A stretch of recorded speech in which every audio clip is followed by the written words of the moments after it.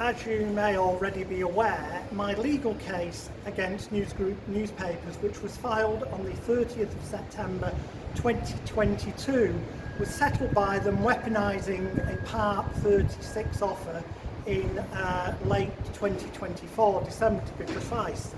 They paid me a substantial amount of money, as all innocent people do, sarcasm intended, and disclosed copious amounts of information to me, and then in early 2025 issued me a private letter of apology, apologising for the actions of their News of the World journalists in the formulation of a 1998 News of the World sting article about me, which led to a malicious prosecution and me being wrongfully convicted for 2 counts of delivery of counterfeit coins.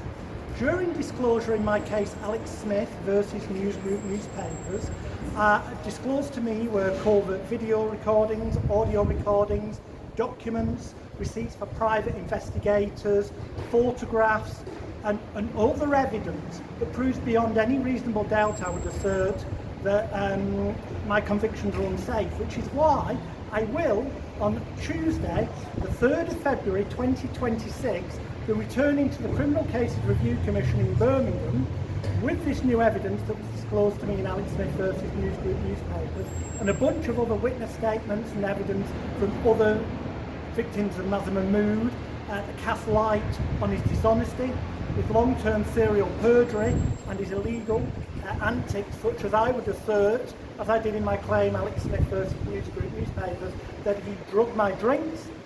He definitely used phone hacking and other unlawful information gathering. He had no prima facie evidence of any wrongdoing, thus he had no public interest journalism defence for breaking the law and inciting me to do things I didn't want to do, which is what happened, and is explained at unsafeconvictions.wordpress.com.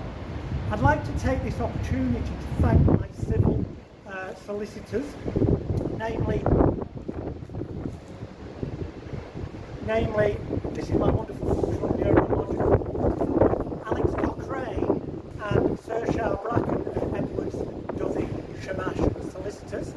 I'd also like to thank my civil barrister, David Sherborne, and my legal research team, Dr. Evan Harris, Dan Waddle, and Mr. Graham Johnson, all of whom helped me get the evidence to take my claim, Alex Smith versus News Group newspapers, to here, that was fired, as I've already said, on the 30th of September 2022.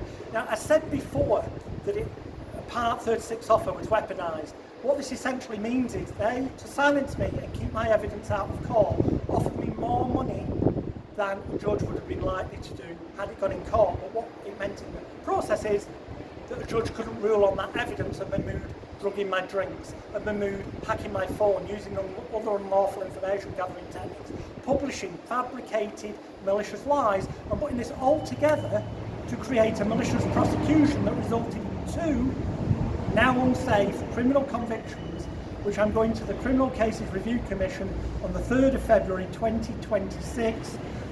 For that, I'm being helped by Mr. James Manning, my criminal barrister of Nexus Chambers, who I would also like to thank for his help. And leading up to that, my previous attempts to get these unsafe convictions overturned, I'd like to thank the secret barrister who gave me advice. I'd like to thank Solicitor Mark Lake. I'd like to thank Matt Stanbury, the public lawyer. I'd like to thank Siobhan Egan of Lewis Naders Law, and all the other people who've helped me over the years to accumulate the absolute masses of cast iron evidence I now have that's going to the Criminal Cases Review Commission on the 3rd of February 2026 at 10:30 a.m. I'll be there. Full details are at unsafeconvictions.wordpress.com.